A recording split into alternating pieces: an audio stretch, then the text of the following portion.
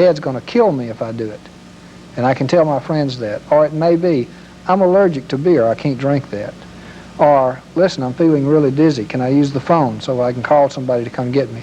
We give them all the ways in which they can escape those touchy situations they get into, so they have more time to deal with it.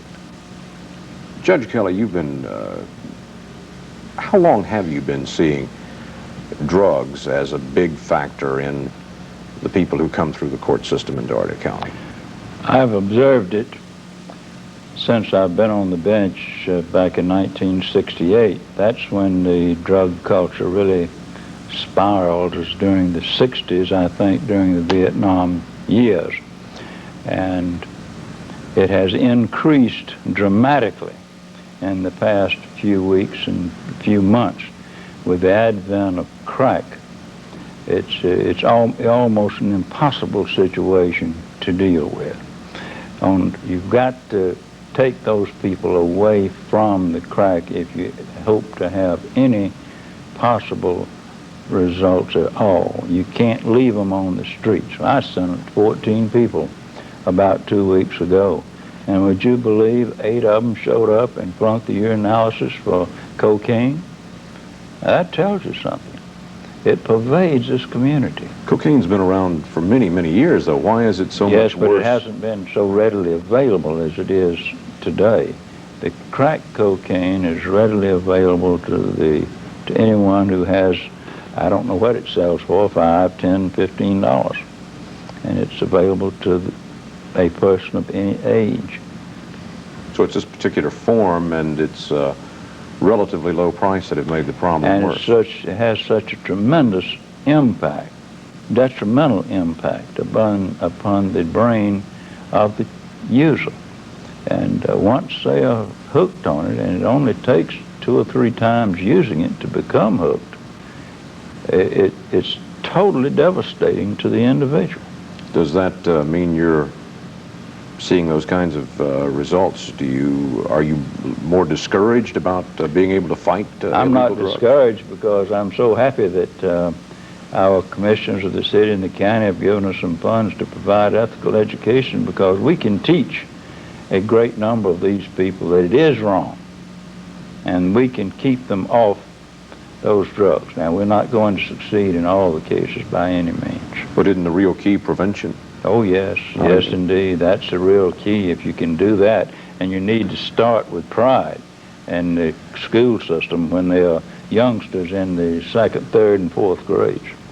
Yeah, a term I heard someone use the other day in the with the crack is that the drug cartel, the drug dealers, have done to cocaine what McDonald's did to hamburgers. They made it readily available, very cheap. And so it's there, it's attractive, and cocaine is the most addictive drug known to man.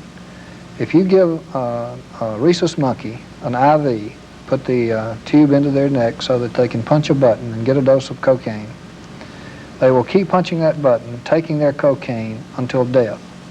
They will skip receptive mates, they will skip food and water. Cocaine is the most important.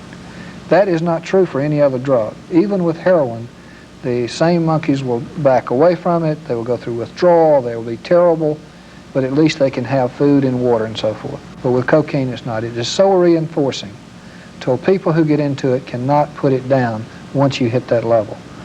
And the availability of it is so important that the judge is talking about. It's there, and if you can get it at that price, we're going to lose more and more people to it. But cocaine is also dramatic. We're going to get a handle on cocaine in this country.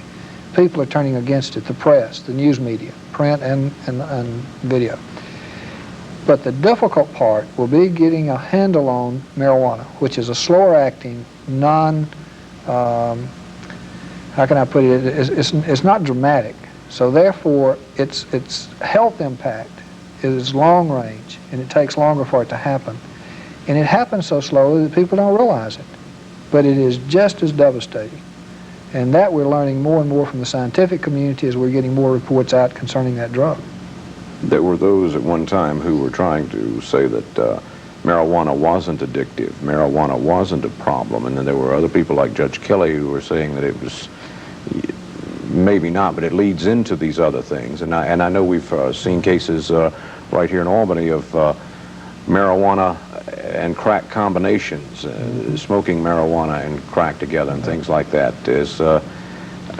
How do you answer those arguments? Well, first thing is, as I told Judge Kelley many years ago, you know, we do a Pride conference in Atlanta. For the past 10 years we've been doing this conference.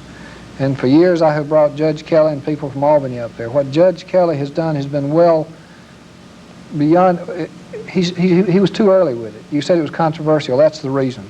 What he was doing was right, and he was willing to stand the heat for being right. And so he got a lot of flack